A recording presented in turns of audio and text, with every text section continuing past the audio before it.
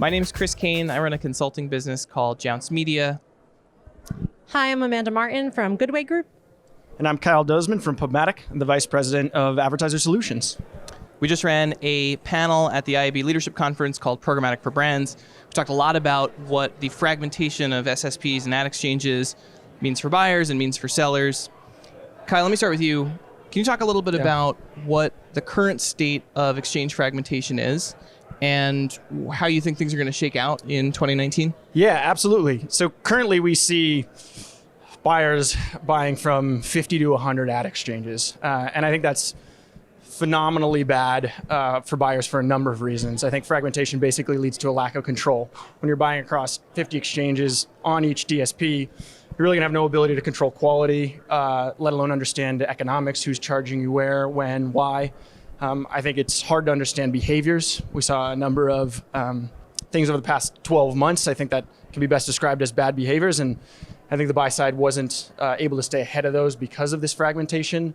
And I also think it's a phenomenal stifler of innovation, right? When buyers are spreading their spend across 100 partners, you aren't really able to sit down at a table and do any meaningful innovation with any of those partners that's going to have any material impact on your business. And so I think buyers are wising up to this and realizing that as they consolidate down, they can get some real partnerships, they can start to innovate.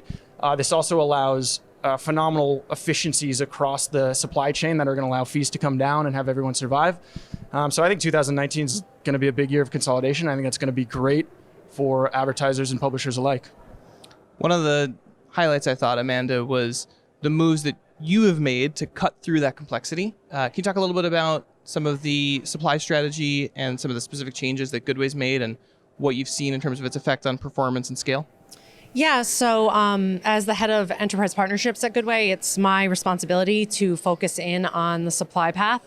And in 2016, Goodway went from buying across 40 to 50, if not more, exchanges and cutting down to 3. And we did that without losing scale.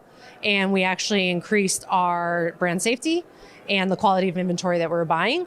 But it also gave us the leverage to build relationships with those exchanges and innovate with them and move that conversation from what started at a fraud conversation to a transparency conversation to a rate conversation and whatever's next on that roadmap.